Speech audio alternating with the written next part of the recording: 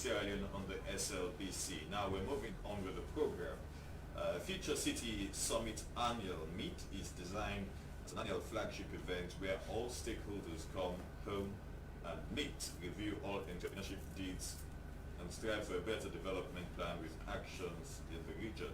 It's about new learning, thinking, methodologies of impact, investing, and higher engagement for the public and private sectors. Now, the Chief Executive Officer of Juninnho Investment Company, Junisa Salu Kalon, attended the summit and presented a $5 billion railway investment for Sierra Leone. Good morning. Good morning. And welcome to the program. Thank you very much for having me. Give us a brief background to the summit. Well, the Future City Summit is an innovative event where it takes place annually across the globe, and in this time, in 2019, we had to have it in two places consecutively, Hong Kong and Shenzhen. It took place from the 2nd to the 9th of August, and I was honored to be one of the key speakers representing the region, Africa and its environment, and in particular the Republic of Sierra Leone. The Future City Summit is speaking to innovation.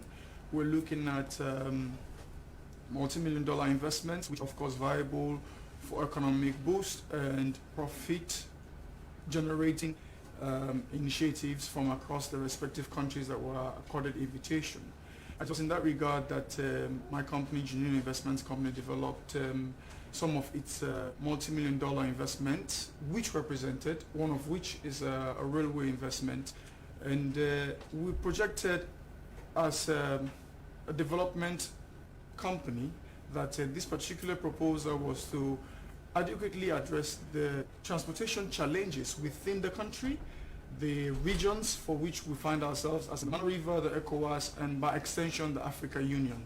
So it was in that regard that we made such a presentation, and it yielded fruit, wherein we had outstanding institutions and companies such as KPMG China.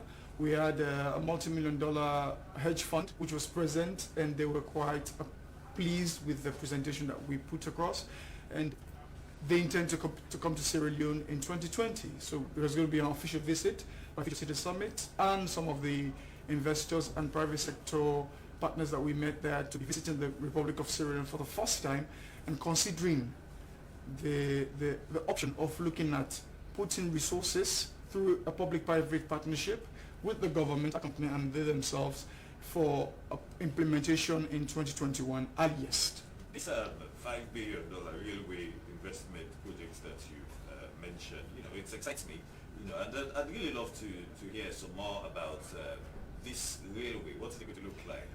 Well, first off, Juninnho Railway Services, as we called it, is a multi-billion investment which is going to be speaking volume in terms of investment and in terms of profit generating platform.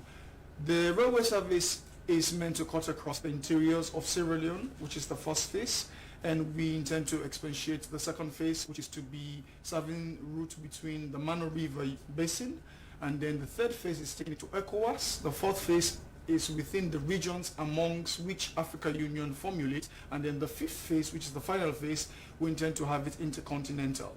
Reason being, Juninnho Railway Service is going to be providing amplified service delivery in terms of transportation of goods and services across the country, across the various regions which we are targeting. We realized over time that we have constraints in delivering of certain food commodities, delivering certain machineries, having transportation of plantation sites which need to be transported, which are artificially built.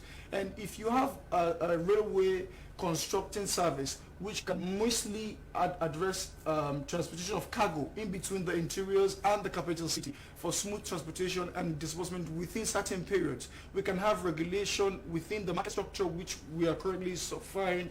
We have a suffering of transportation of goods, perishable and non-perishable likewise.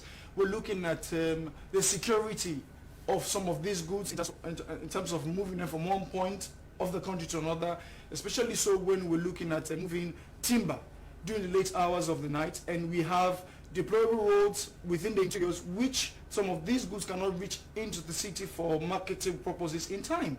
So that's one of the major reasons why we're very interested about bringing this innovative investment in motion. Secondly, we're looking at having boosting the economy. This is going to be a viable economic platform which is going to add to the GDP of the country, the GDP of the various member states which are going to benefit from this particular project. And we see that it is, of course, being acknowledged within the various agendas of the previous government and the current government. But yet still, there are still impediments which is speaking more or less not to the implementation of particular projects, one of which is the provision of funds for the implementation of such a project. Looking at the capital required for the implementation, it speaks that we need a PPP model for the implementation. But more or less, our concern as a company, when you say PPP model, we're looking at public partnerships. You've said a lot of things there, and listening to you, it sounds very interesting.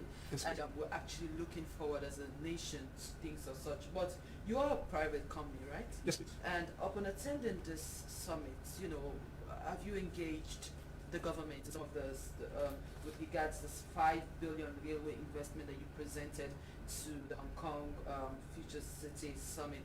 Have you had any discussions with the Roads Transport Authority or the government? Yes, well, in that regard, we did have discussions before even departure to Hong Kong and Shenzhen, wherein we requested for invitations to be accorded to His Excellency the President, in turn the Vice President, who delegated responsibility for his representation to the advisor to the President on Trade and Investment, Dr. Abu Karim.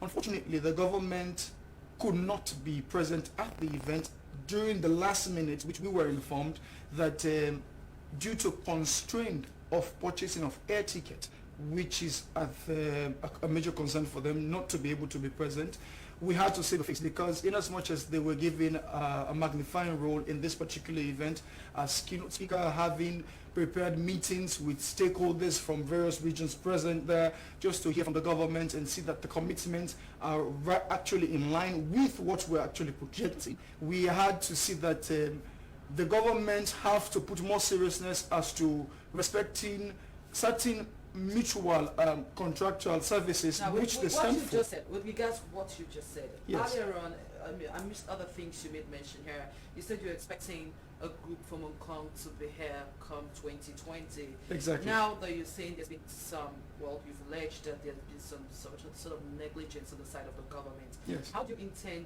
to visualize all of those beautiful plans you have?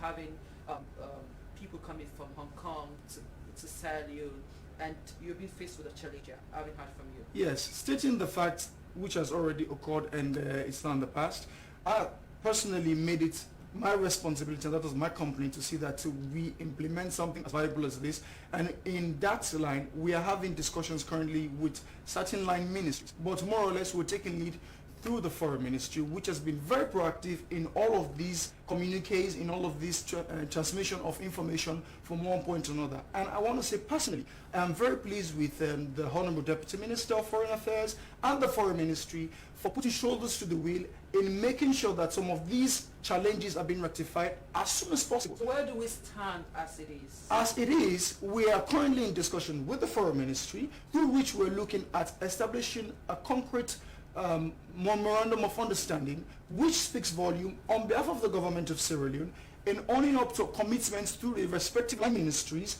which are going to be channeling in various meetings for the preparation of these investors and the Future City Summit delegation to be in Sierra Leone in 2020. So do you have a timeline, you have a timeline set out for the railway investment projects Yes. to start operations here in Freetown? Or is it that you're waiting after you might have had engagement, you had a proper communique or memorandum of understanding signed between line ministries before you kick off to that? Well, with regards to a timeline, we have a timeline with, initially we stated that we wanted to commence operation with the commitment and full support of the government as earliest as 2020. And it's in that regard that we are even projecting for more financial support through international funds and hedge fund partners. And we have made strides wherein in 2020 February, I'm going to be a key speaker at the Middle East Railway, which is a multi-million-dollar venture set up by the UAE government to see how we can adequately address railway investments across the globe. And it is in that regard I have again urged the government, and I'm using this platform again to urge the government of Sierra Leone to see how we can put commitment in terms of making amplified time, putting strategic teams together, because it's not a one-day thing. You cannot jump into some megatron of this magnitude, and we need consensus, consultative meetings. We need to have proper understanding as to the technicalities in terms of implementation of the various phases as projected in this very proposal. As a company, do you have the expertise or these technicalities you've just made mention, or is it that you're reliant on the government to provide some of those things, or are they inclusive in the $5 billion United States dollars on the project? Everything inclusive, or is it that you have your expertise, or you're reliant on the government? How is it like? Just for a clear understanding. A clear understanding is this: Juninnho Investments Company is basically based on development of investment proposals, whether small, medium, or large-scale volume in terms of capital-intensive investments. We are experts in project development, which is the main line of work which we're actually indulging.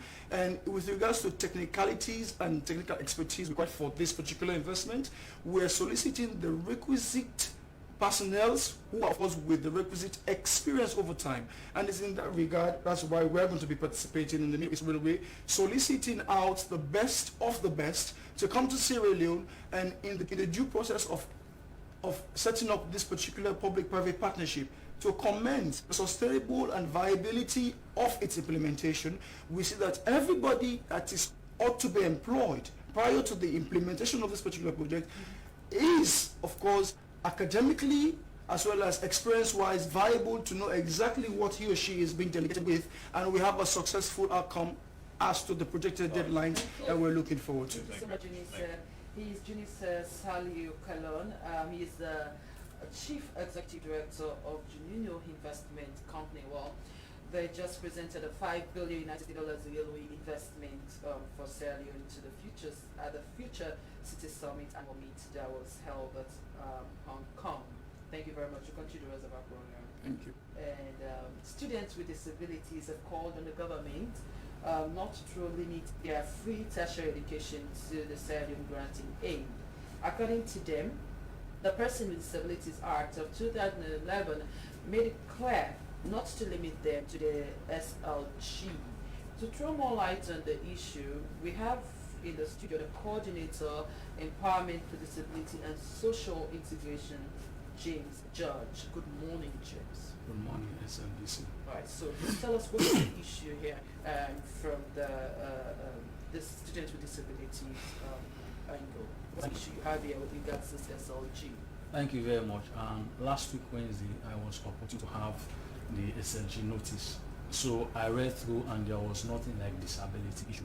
On Thursday, I went to the Ministry of Technical and Higher Education. I must commend the Deputy Minister because of his open door policy. He is one of the ministers that are really open up to persons with disability. At any time I go there, I'll be opportune to discuss issue on disability issue. So I went to him and I discussed with him on the notice. He said, no, come on, the SLG, according to the Act, we are not to be tagged by the SLG. But the issue I have with the universities, universities are really finding it very difficult to accept students with disability unless they go through the SLG, and that is the issue we're having. The Disability Act does not really peg us on the SLG, that is Sierra Leone granting aid. So we are calling on various universities to allow students with disability to register, even if the Sierra Leone granting aid is not yet out. When you say universities are finding it difficult to accept students with disabilities, what exactly do you mean? I'm talking about university, government university at large, right? For example, if the SLG is not yet out, what they will do, they will restrain or limit the registration of students with disability in their university, unless we send them to the commission or we pile pressure on the ministry before they let the student to register. And it is not on the Disability Act. The Disability Act says immediately individual, the student with disability is being accepted, it is automatic. So it you is say there's some sort of discrimination on students with disability when it comes to registration and admission? I'll not use that word because it's too strong, but they are limiting us not to register unless we pile pressure on the commission as well as the ministry. And this not been done to able students? You mean students that are able have been allowed to register? No, they will only register if they pay. But for us, we are not to be paid a dime. We should not pay anything because it is on the Disability Act. Immediately you are given acceptance letter, it is automatic scholarship. So what I think the university should do is to take all the names of students with disability and send them to the ministry. These are the names of students with disability in our university so that they will have a mutual understanding for students with disability to have clear registration. Okay, now you have a studio, right, which is responsible for addressing issues of disability in Sierra Leone. Have you channeled some of these your concerns to them for them to pick it up as well as how they can broaden your advocacy on this issue, or is it that you're just taking it up from the student with disabilities angle, like you want to just push this on your own? Well, I'm not only considering SLUDI, but even the commission. We've met the commission, even the deputy minister. They've said we should not pay anything. They've said the university should let us register. That is why I'm here, to let the university know the Disability Act is our law. This is our law. Having spoken to the commission and they have told you that university must allow you to register, have the commission informed you whether they have had talks with the university to explain some of these concerns you've shared with them, so that there must be the smooth running, nobody disturbs you, which your registration has embedded into the Disability Act? No, we haven't yet because this notice is just out. We haven't yet. Yes, it's just out on Wednesday. So after this particular discussion, after I've gone through radio and other TV station, I will also discuss with the commission as well as the deputy minister. But I believe the university should let people with disability, I mean students with disability, to register without any issue. So as it stands, what's the present issue as we speak now? On all the issues you think disturbs you with regards to SLG, because I saw here you are also sharing concerns with regards to SLG. Have students with disability been receiving SLG? Of course, they've been receiving SLG, but the issue having, if SLG delays to come out, definitely they will also delay them to register. So my problem here is we should not be pegged or tagged to the SLG. That is the issue. Right, thank you. So quickly, Juninnho sir, yes, what should be your closing courtesies? My closing courtesy, I want to say thank you very much for hosting me, and I want to thank the government of Sierra Leone. I want to thank His Excellency the President for putting shoulders to the wheel to see that some of these megatrons are actually in motion, and we look forward to having a sustainable development in terms of implementation of this $5 billion investment for the benefit of the people of Sierra Leone, for the advancement of the economy and the advancement of the continent of Africa.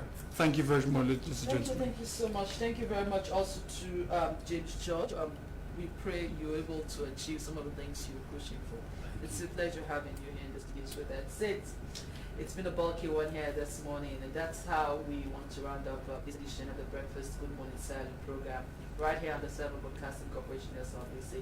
Please join us tomorrow for another edition of the program at exactly 9 a.m. Many thanks to all our studio guests who made it to points of duty to be here this morning. Many thanks to our producer and the rest of the technical team for putting materials together to ensure that the program is a success. Till tomorrow when the program shall return, we have your presenters. I am Adam Asila. And I am Kujukwa. Do have yourself a lovely day and keep watching the SLBC.